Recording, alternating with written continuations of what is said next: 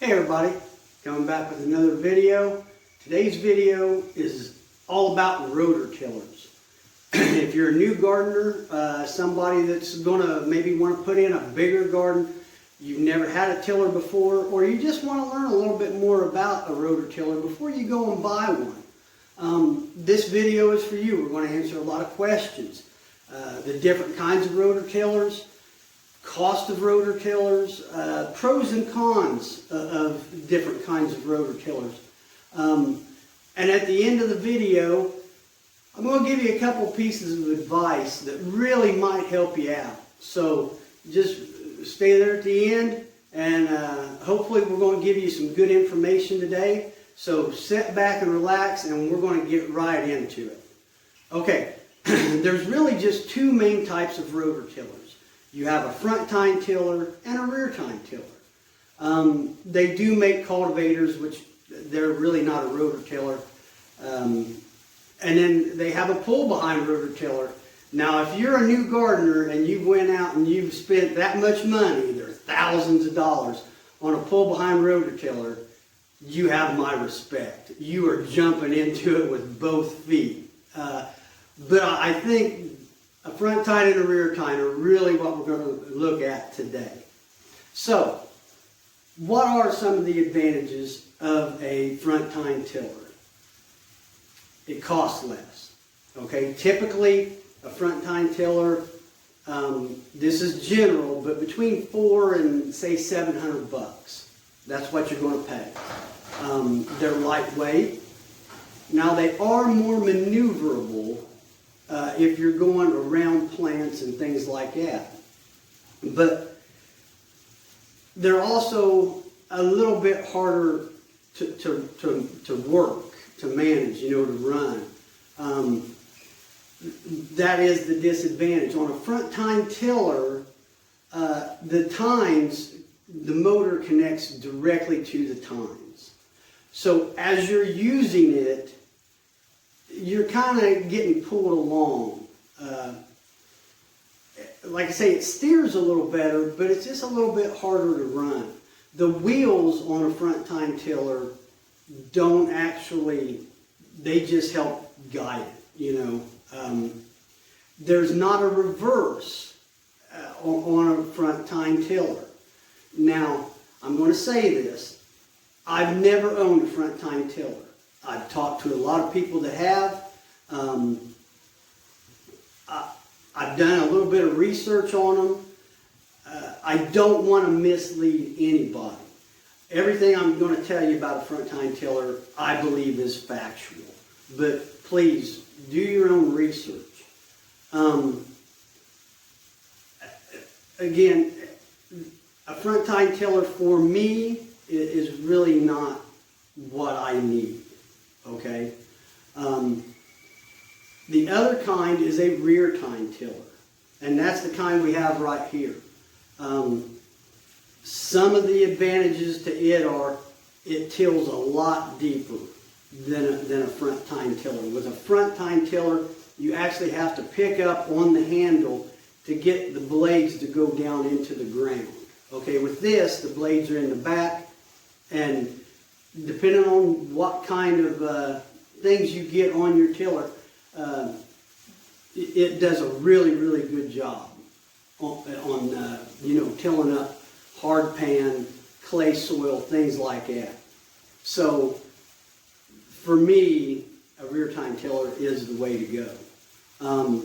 Another advantage of it is you're going to get a lot more features on a rear tine tiller. Like I say, reverse. I'm going to show you some of the features on this, some of them that I like, and some of them that I just have to have on a tiller. So you get more stuff on a rear tine tiller. If you're going to do, a lot of tilling, kind of like I do, I haven't tilled my garden in 4 years. So if you're starting out with a new plot, your chances are you're going to want to at least look at a rear tine tiller. Okay? So what are some of the disadvantages to a rear tine tiller? They're expensive. This particular model here runs around $1,000. Okay, it's went up since I bought this one. You can pay somewhere between $800 and $1,200 for a rear tine tiller. They're heavier. They're kind of harder to move around.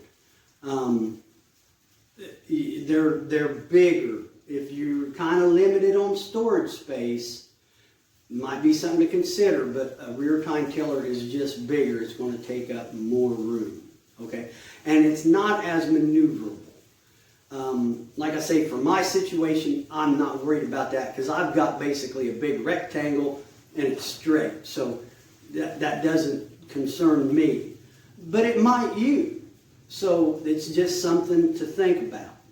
So we're going to look at this tiller here, and I am not promoting any product. I am not trying to tell you what to buy. I'm not trying to tell you how to spend your money. I'm just trying to help maybe get a little more informed decision. So let me come around. We'll start back here. This feature here is something that I like, but it wouldn't keep me from buying it or not buying it.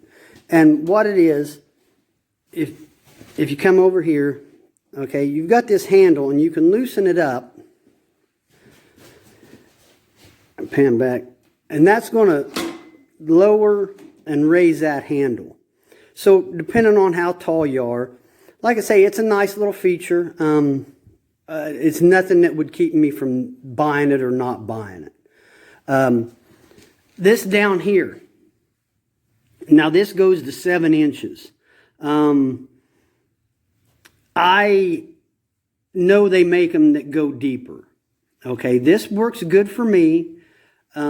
It's got your transport position, which really, I don't think that's a big thing. All it really is doing is this bar right here. It just lowers it and raises it. So if you have it in transport and something would happen, the tines aren't going to dig into the ground. Now, this is really easy to adjust. One thing I really don't like about this is this cotter key right here.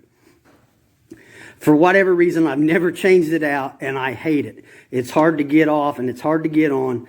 I probably eventually will change this out, but that is one thing. Again, it's nothing that's going to keep me from buying it or not buying it, but it's just not a good design.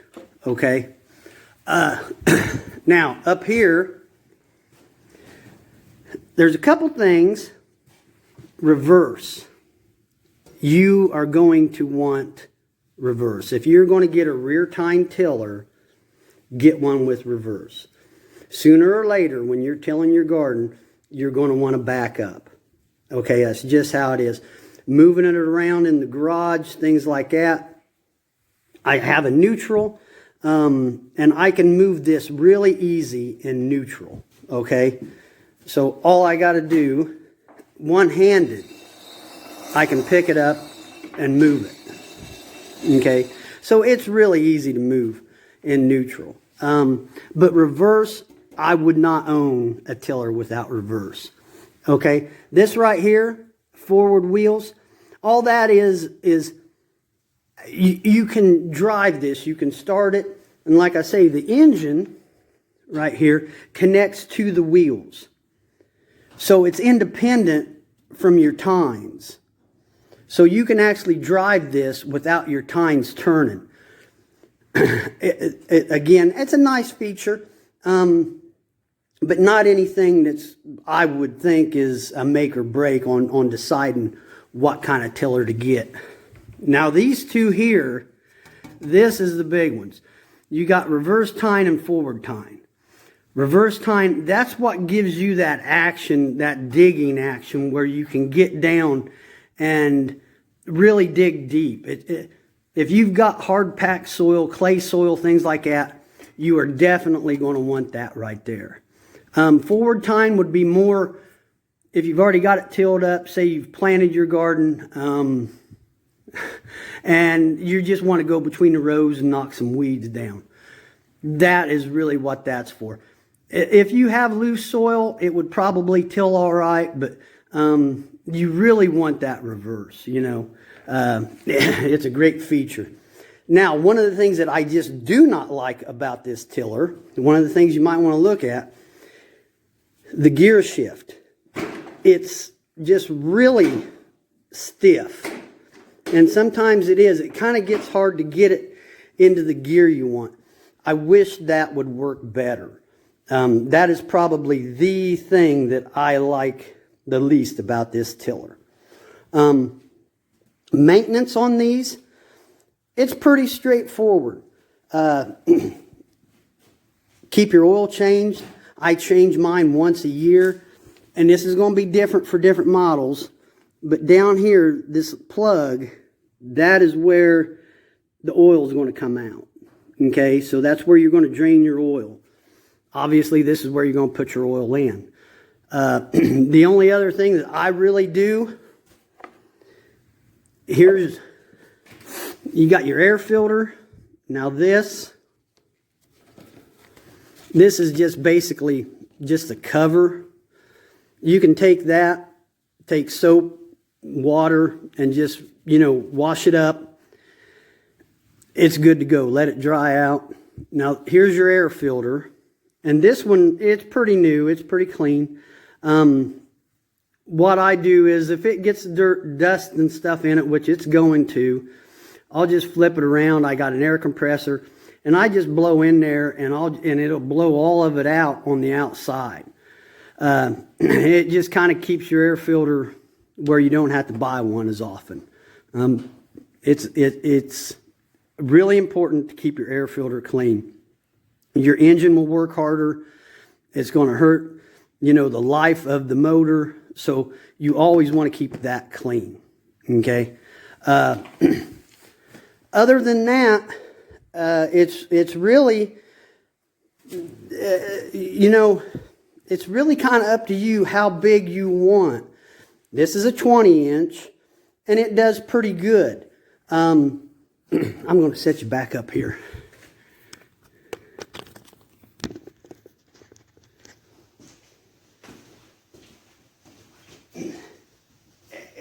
The first thing you really want to do is look at the size of your garden. Look at what kind of soil you have. That's going to help you decide. Like I say, I'm big on rear tine. I've never really talked to anybody that was happy about using a front tine tiller. They will save you a little bit of money, but again, I want gardening to be fun. I don't want it to turn into work. I don't want to have to fight to do this. So this is going to be your single largest one-time purchase for your garden, other than the cost of the land. You know, keep that in mind, okay? So I'm going to give you a couple pieces of advice. And one of them is, don't look at what your garden is today. Look at what you might have 5 years from now. Really stop and think about it. Like I say, you can save $200 or $300, maybe a little more, but if you buy something and you're not happy with it, you didn't save any money. I did this. I bought, and it was a rear tine tiller. It was a smaller one. I had a smaller garden then. It worked really good. It didn't have reverse. There were things about it. I couldn't push it. The wheels wouldn't free spin. It was a pain to move. It was just, I bought it because it was cheaper. Okay? So my advice to you is, I'm not trying to tell you how to spend your money, but please stop and look. This is an investment. This is a lot of money. I paid about $900 for this one. That's a lot of money, but it was money well spent. The other piece of advice is, think about where you're going to buy it. If you go to a big box store, and I'm not bad-mouthing big box stores, they've got several different brands. The problem is, when you take it home and you take it out of the box, there's going to be a piece of paper that says, if you have a problem, call this number. That is not customer service. What are you going to do? If this thing breaks, what happens next? I bought this one from a local mower shop here in town. I've dealt with them for a long time. If something happens to this, I have somebody I can go and look at and talk to. So that's another thing to kind of keep in mind when you are, like I say, this is a big purchase. You know, you just don't skimp. That's my best advice. You know, get what you want. Don't buy more than one like I had to. I ended up spending more money trying to save a few bucks. So just get what you want. And that's my best advice. So we're a couple weeks away from planting potatoes. It turned off cold here and rainy and nasty, but it's going to turn around and we're going to get some potatoes in. I'm just really excited about it, and so hopefully I'm going to make a few videos on that and a few on other things. So I appreciate you guys watching, and you know, I just can't wait. So you guys, thank you, and you have a good night, and I'll talk to you later.